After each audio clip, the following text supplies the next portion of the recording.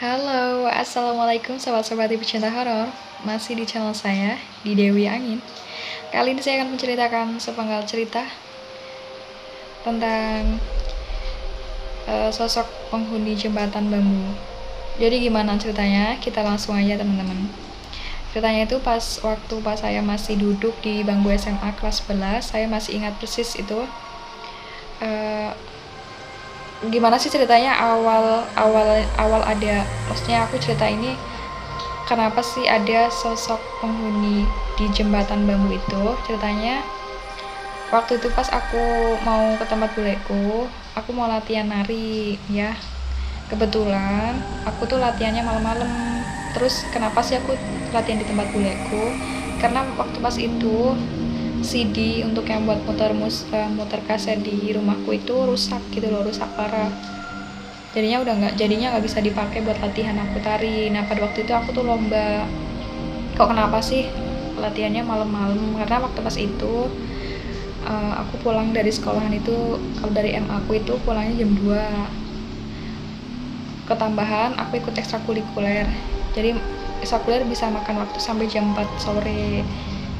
Nah jam 4 sore dari sekolahan sampai rumah aku mau hampir maghrib, karena kan dari sekolahan ke rumah itu butuh waktu sekitar 1 jam. Jaraknya juga lumayan jauh, sekitar jarak tempuhnya 9 kilo gitu. Otomatis makan waktu ya teman-teman. Makanya aku setiap pulang dari sekolahan mesti selalu menjelang maghrib gitu loh. Ya karena saya aktivis di sekolahan gitu loh. Terus kenapa aku latihan tari segala gitu ya, mohon maaf, bukan sombong. Dulu tuh aku memang ya punya sedikit skill tari nari gitu loh, kayak tari tradisional dari sejak saya SMP.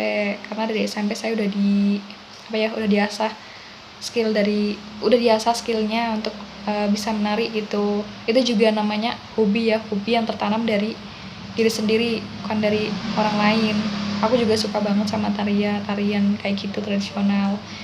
Nah di tempat SMP ku juga, ini mohon maaf ya agak melebar ceritanya, saya bisa nari itu sejak SMP. Terus saya juga ikut-ikut tari kayak di sanggar kayak gitu. Terus sampai aku SMA, nah itu kebetulan ada acara lomba tari. Terus yang memang yang mengharuskan aku untuk latihan terus gitu loh, supaya nanti pas hasil dari lomba itu ya ada hasil untuk upayaku dari segala latihan. Makanya aku tuh apa sih, demi kebaikanku ya, demi membawa nama baik sekolahan, apapun itu aku usahakanlah semaksimal mungkin. Setelah itu pas aku pulang sore kan, aku ngomong sama mamaku, "Mak, kalau misalkan CD-nya rusak terus gimana?" gitu. Aku bilang, "Oh ya udah, nanti ini aja latihannya di tempat buleku gitu." Karena di tempat bule. Terus mamaku sih bilangnya nanti aja habis maghrib. Nggak taunya pas habis maghrib itu hujan lah, pokoknya hujan. Kita nunggu reda dulu, karena rumahnya buleku itu jalannya tuh licin gitu. Misalkan mau lewat yang kan, jadi ada 2 jalan tuh. Yang satu harus lewat jembatan bambu, yang satu harus ya lewat jalan biasa. Cuman itu juga muter lah, jadinya muter, gelap banget gitu.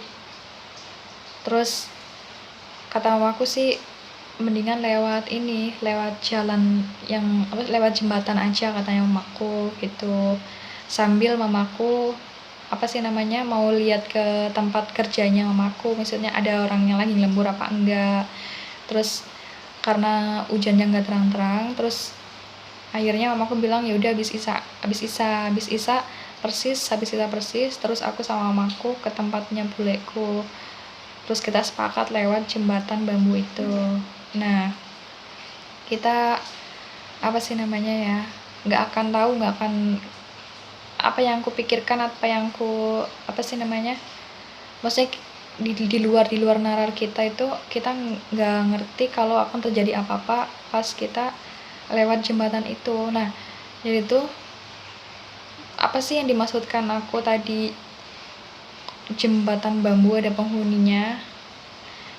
Nah, aku bilang jembatan itu ada penghuninya karena pas ketika aku lagi menyeberangi jembatan itu sama mamaku, tiba-tiba itu jembatannya itu goyang, kayak orang kayak orang jembatannya gini genjot gitu loh. Otomatis kan kalian tahu kan kalau digenjot jembatan, kalau digenjot gimana rasanya gitu loh. Otomatis kan kita mau jatuh kan, apalagi tuh pas gerimis gitu. Konon kalau misalkan kata orang itu ya, kalau pas gerimis hujannya rintik-rintik itu memang benar ada kayak ini. Bagi yang percaya ya, percaya nggak percaya sih itu hak kalian sih, tapi apa yang aku ceritakan ini benar-benar apa adanya, benar-benar nyata adanya gitu loh.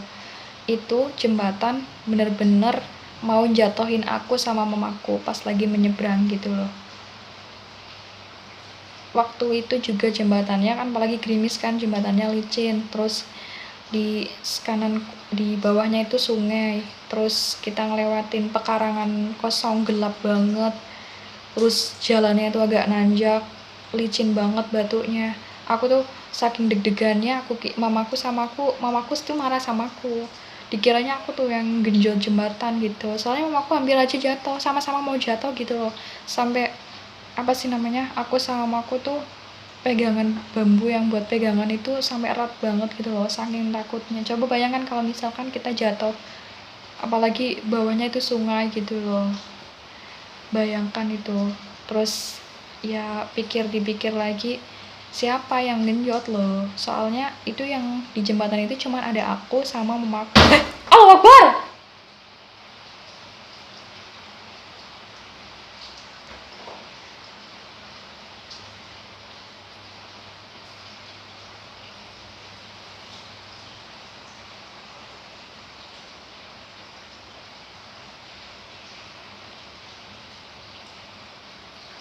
Aduh, sorry teman-teman, ada gangguan, sorry ya. Jadi itu setelah itu aku sama mamaku terus langsung apa sih namanya, langsung aku sama mamaku langsung langsung ke rumahnya budeku gitu. Terus aku latihan.